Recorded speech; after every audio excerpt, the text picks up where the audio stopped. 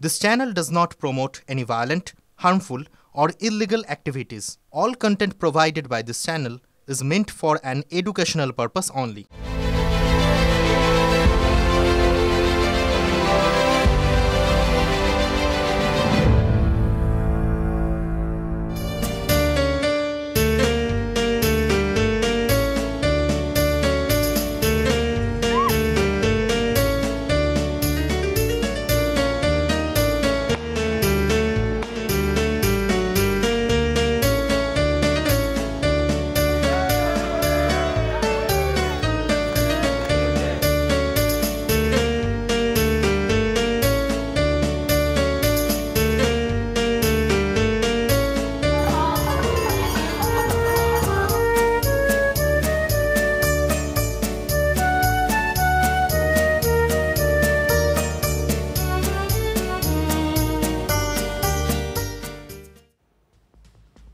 নমস্কার, আমি রাজা, আমি ঠোঁটকাটা। প্রথমেই আপনাদের সকলকে দোলের আন্তরিক শুভেচ্ছা। দেখলেন তো কেমন রঙে রঙে মেতে উঠেছেন নেতারা। অন্তত একটা দিন ওই সব গা ঘিনঘিনে কথা ছেড়ে নেতারা মেতে উঠেছেন রঙের উৎসবে। না, সেগুলো বালি। আমি পুরোপুরি ঠিক বলিনি। রাজনীতি করছেন অথচ রংবাজি করবেন না, তাই কি হয়?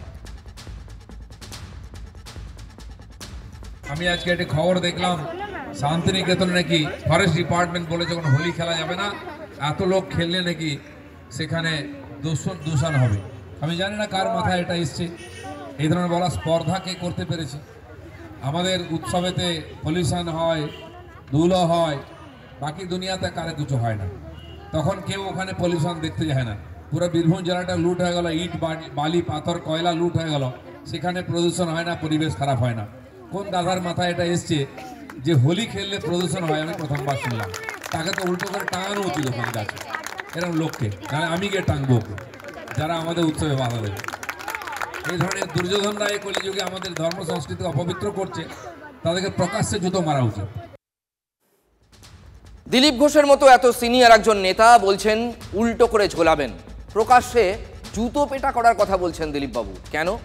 কারণ তিনি খবরের কাগজে পড়েছেন শান্তিনিকেতনে দোল খেলা যাবে না। কথাটা কয়েকদিন ধরেই বলে আসছেন বিরোধী দলনেতা শুভেন্দু অধিকারী। আপনি ভাবলে অবাক হবেন, শান্তিনিকেতনে বসন্ত উৎসবকে অ্যাডিশনাল এসপি বলছে শুক্রবার আছে বিশেষ দিন, তাড়াতাড়ি শেষ করতে হবে, দোল শেষ করতে হবে 11টার মধ্যে। আমি এরকম কিছু কোথাও বলেছি বলে আমাদের মনে হয় না যে আমার কিছু মনে পড়ছে। ফরেস্ট ডিপার্টমেন্ট এইভাবে কোনো রকম নোটিশ জারি করেনি খেলা বন্ধ করার পক্ষে। আমরা পরিবেশটাকে বাঁচানোর জন্য অনুরোধ করেছি, কারণ আমরা চারদিকে দেখতে পাচ্ছি ধরুন রঙে অনেক রকম কেমিক্যাল থাকে, অনেক কিছু থাকে, যার জন্য আমাদের অনুরোধ। আমি খুব অবাক হয়েছি এরকম একজন তার বিরোধী দলনেতার পোস্ট থেকে এরকম দায়িত্ব জ্ঞানীতার সঙ্গে এরকম কোনো বক্তব্য করা যায়, এবং এটি আমি মনে করি উদ্দেশ্য প্রণোদিতভাবেই করা হয়েছে। এই ধরনের যে রমজান মাস চলছে বলে এটাকে আমি করি না। বন প্রতিমন্ত্রী, বীরভূমের পুলিশ সুপার তারা ব্যাখ্যা দিলেন, তারপরেও উল্টো করে ঝোলাবো, প্রকাশ্যে জুতো পেটা করা উচিত, এই ধরনের মন্তব্য। হোলি খেললে প্রদূষণ হয়, আমি প্রথমবার শুনলাম। তাকে তো উল্টো করে টাঙানো উচিত ওখানে গাছে, এরকম লোককে। নাহলে আমি গিয়ে টাঙবো ওকে, যারা আমাদের উৎসবে বাধা দেবে। এই ধরনের দুর্যোধনরা এই কলিযুগে আমাদের ধর্ম সংস্কৃতি অপবিত্র করছে, তাদেরকে প্রকাশ্যে জুতো মারা উচিত। মন্ত্রী বলছেন প্রকৃতিকে বাঁচাতে নিয়ন্ত্রণের কথা, কিন্তু শুভেন্দু অধিকারী, দিলীপ ঘোষরা এতেও খুঁজছেন সেই ধর্ম। আসলে ধর্মের কড়া পাক না দিলে ইদানিং তো রাজনীতির পাক তেমন জমছেই না। আরে তো পাগল, এ তো সবসময় যদি একজনকে উল্টো বোঝে তো মহা মুশকিল। উনি জেনে রাখলে ভালো করবেন, প্রশাসন নোটিশ দিয়ে জানিয়ে দিয়েছে, এই নিয়ে বিকৃত প্রচারের কোনো অবকাশ নেই। উনি খবর রাখেন না, জানেন না, ওই জন্যই ওনাকে কবে মেদিনীপুর থেকে তুলে দুর্গাপুরে এক্সপোর্ট করে পার্টি হারিয়ে দিয়ে গেল সেটাও ধরতে পারেননি। আপডেটেড থাকতে হবে তো দিলীপবাবু। বিজেপি এরকম জুতো টুতো মারার নিদান যদি দেয় সেটা বিজেপির সঙ্গে যায়। উনি এই ধরনের কথা ওরা সব বলে, কারণ হচ্ছে কে এখন সভাপতি হবে তবে এই নিয়ে একটা টানাপোড়েন চলছে, ভাবছে কার কথার ওপর দিয়ে কি বললে কি একটা কি হতে পারে। এই দোল নিয়ে, নামাজ নিয়ে আগে কখনো কোনো সমস্যা হয়নি বাংলায়।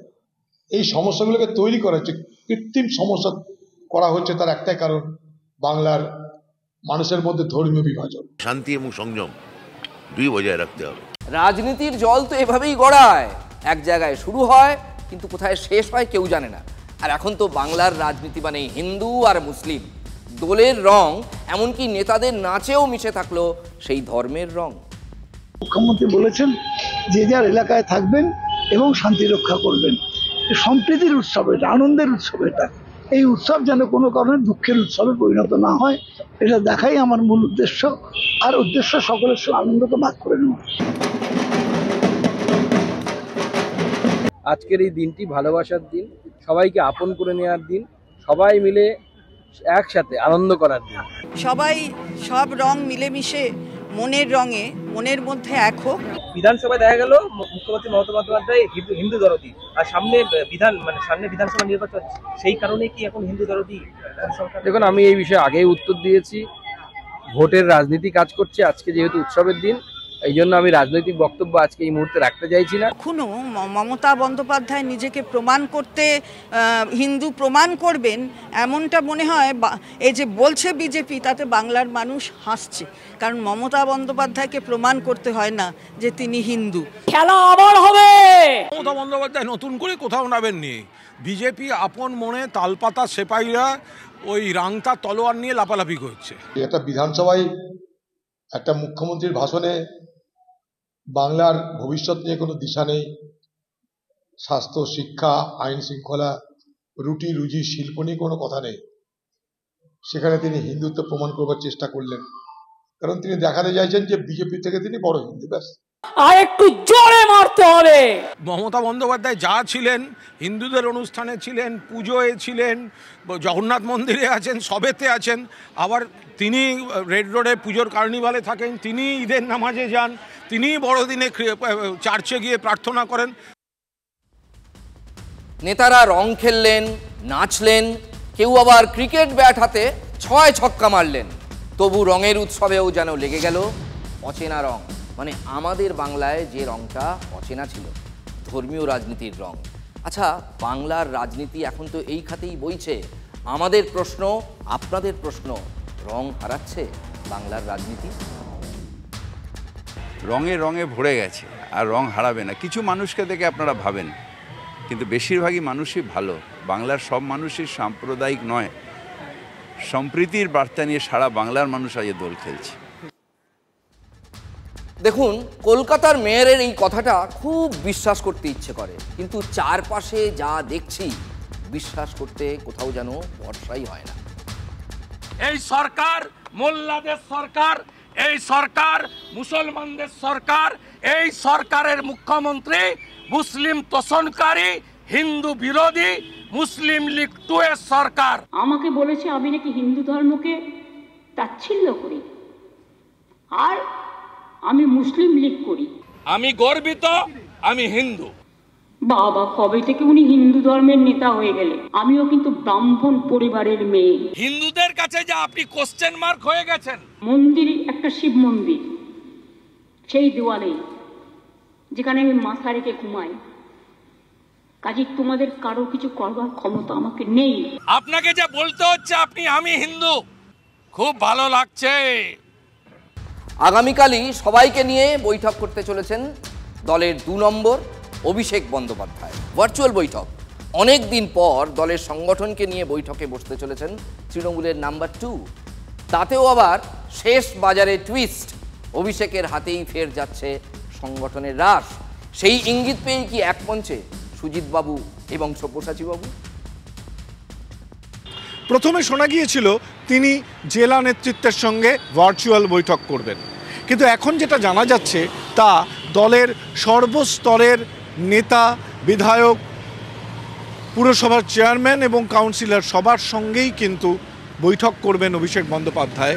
শনিবার তৃণমূল কংগ্রেসের সর্বভারতীয় সাধারণ সম্পাদক অভিষেক বন্দ্যোপাধ্যায় একটি বৈঠকে থাকবেন। লোকসভা নির্বাচনের সময়ে এরকমই মেগা বৈঠক করতে দেখা গিয়েছিল তাকে। তারপর প্রায় দীর্ঘ 1 বছরে অনেক ক্ষেত্রেই দলের সঙ্গে তার দূরত্ব তৈরি হয়েছে বলে চর্চা শোনা যাচ্ছিল। ফের বিধানসভা নির্বাচনের 1 বছর আগেই আবারও মেগা বৈঠকের মধ্যে দিয়ে দলের সংগঠনের রাশ আরও একবার হাতে তুলে নিচ্ছেন অভিষেক। তার মেগা বৈঠকের বহর দেখে এই প্রশ্ন তো উঠছেই। রঙের উৎসবে রক্তের হোলি, আজকের দিনেও সেই রক্ত দেখতে হলো। ফের রক্তে ভিজল ব্যারাকপুর শিল্পাঞ্চলের মাটি। টিটাগড়ে রং খেলার সময় বচসার জেরে তৃণমূল কাউন্সিলরের ঘনিষ্ঠ অমর চৌধুরীকে চপার দিয়ে খুন। অভিযুক্ত পবন রাজভরকে গ্রেপ্তার করেছে পুলিশ। এখনো অধরা 2 জন। আমি যাচ্ছি, দেখছি 2 জন ওকে ধরেছে, আর পবন ওকে ছুরি দিয়ে মারছে। শুধু কে 2 জন ধরেছিল? ওই কানাই তিওয়ারি ছিল, আর একটা রাজ তিওয়ারি, আর পবন মারছিল। মানে হাত ধরেছিল, আর পবন এখানে ছুরি নিয়ে ওকে মারছিল। হ্যাঁ, এইরকম করে একজন এখানে ধরেছিল, আর পবন সামনে দিয়ে অ্যাটাক করেছিল। পেটে আঘাত করেছে, তারপর গলায় আঘাত করেছে। আমরা যেই ঢুকেছি, আমি গেছি, তারপরে আমার পাড়ার ছেলেরা অনেক গেছে, তারপরে ওরা পালিয়ে গেছে। আকাশকে দেখলাম, আকাশকে মেরেছে, আকাশ পড়ে গেছে ওইখানে। ওরা ছেড়ে পালিয়েছে, আকাশ পড়ে গেছে ওইখানে। আকাশকে আমরা তুলে পান, আকাশ নিয়ে পায়ে হেঁটে গেছে পাড়াতে। তারপর ওইখানে পাড়াতে সবাই বলছে কি ওর পেটে লেগেছে, আবার নিয়ে গেছে হসপিটালে। পারলাম। এখনো অধরা 2 জন। ধৃত পবন রাজভর আগে বিজেপি করত, দাবি করছে তৃণমূল কাউন্সিলর বিকাশ সিং। 2021 সালে মাদক মামলায় গ্রেফতার হয় পবন। সম্প্রতি জেল থেকে ছাড়া পেয়েছে, দাবি তৃণমূল কাউন্সিলর বিকাশ সিংয়ের। মারছে তৃণমূল, মরছেও তৃণমূল, পাল্টা বিজেপি। এসব ভুল কথা, এরকম কোনো ব্যাপার নেই কি জয়শ্রী মিল কার হাতে থাকবে। আর এই দুটোই ছেলে যা মারা গেছে, অমর বা যে মেরেছে পবন, এই দুটোই জয়শ্রী থেকে কিছু এদের যায় আসে না। কিসের শত্রুতা তাহলে? শত্রু বলা মুশকিল। আজকে ওই পবন যে আছে একটা কোর ক্রিমিনাল। ও যখন এই জেল থেকে কিছুদিন আগেই বেরিয়েছে, জেল বেরোনোর আগে ও বিজেপি করতো। এখন বেরিয়ে এই ঘটনাটা ঘটিয়ে দিয়েছে। কেন করেছে না করেছে এখন তদন্তের ব্যাপার আছে, পুলিশ তদন্ত করছে, নিশ্চয়ই সামনে আসবে। এর মধ্যে কোনো রাজনীতির সম্পর্ক নেই? এর মধ্যে রাজনীতির সম্পর্ক এখন অবধি আমরা বুঝতে পারছি না, এখন দেখতে পারবো। কেন পবন কি জেলের খাটা আসামি, ও জেল থেকে বেরিয়েছে কিছু মাস আগে। তার আগেও কিন্তু বিজেপি করতো। তো এখন কার সাথে কি কথা বলে করেছে না কি করেছে এখন পুলিশ তদন্ত করবে, পরে আমরা বলতে পারবো। আমি এসে শুনছি কি আকাশে গালাগালি ওরা দিয়ে চলে গেছে। তারপরে আধ ঘন্টা পরে শুনছি কি আবার ওরা এসেছে। আমরা গেলাম, কেন ভাই ঝামেলা করছিস তোরা? আকাশ বলছে কি আমার গালাগালি দিয়েছে। তা আমরা ওইখানে ঝামেলা ছাড়িয়ে দিলাম। আবার আকাশ জাগ মাথা চলে গেছে ওদের পাড়াতে। ভাই কেন আমাকে গালাগালি দিলি? না না, আজকে। তা আমাকে সবাই বললো কি দে আকাশ দেখা চলে গেছে ওদের পাড়াতে। আমি বললাম ঠিক আছে, যাচ্ছি। আমি দেখছি কি হচ্ছে এখানে। দেখছি ওইখানে 2 জন 3 জন আকাশকে ধরেছে, আর ও পবন রাজভর যাচ্ছে, ও ছুরি নিয়ে ওকে মারছে। যে মারা গেছে সে কি পার্টি করতো? ও তো বিকাশ সিং, বিষ্ণু সিং এর সাথে থাকে। ও তৃণমূল, হ্যাঁ তৃণমূলে থাকে। ছাত্র পরিষদের স্টুডেন্ট ছিল। হ্যাঁ, ওদের সাথে না না পোস্টে ছিল না, এমনি ওদের সাথে থাকতো। মারছে তৃণমূল, মরছে তৃণমূল, লুটছে তৃণমূল, যার লুটছে সেও তৃণমূল। বিকাশ সিং একটা সময় বিজেপি প্রেসিডেন্ট ছিল। এই বিকাশ সিং 2021-এর পরে তৃণমূলের নেতা হয়ে গেল। তৃণমূল ওকে রাজ চক্রবর্তী নিয়ে এসে মঞ্চে মালা পরিয়ে ওকে জয়েন করালো, তাকে বিষ্ণু সিংকে জয়েন করালো, তৃণমূল হলো। এরা তৃণমূল হওয়ার পরে আমাদের যখন সময় আমরা যখন বিজেপিতে এরা ছিল, এদের হিম্মত ছিল কি এরা কোনো অপরাধ করবে? মমতা ব্যানার্জি দল পার্থভৌমিকের দায়িত্ব দিয়ে তাদেরকে কাউন্সিলর বানিয়ে কোনোভাবে লুট করে ব্যারাকপুরটা দখল করতে হবে। ব্যারাকপুর দখল করার নাম করে এদের সবাইকে কাউন্সিলর বানিয়ে দেওয়া হলো। বিকাশ সিং ইলেকট্রো স্টিলের ঠিকা নেবে, বিষ্ণু জয়শ্রী কেমিক্যালের ঠিকা নেবে। এই ঠিকা নিয়ে গণ্ডগোল চলছে, এই ঠিকা নিয়ে এই খুনটা হচ্ছে।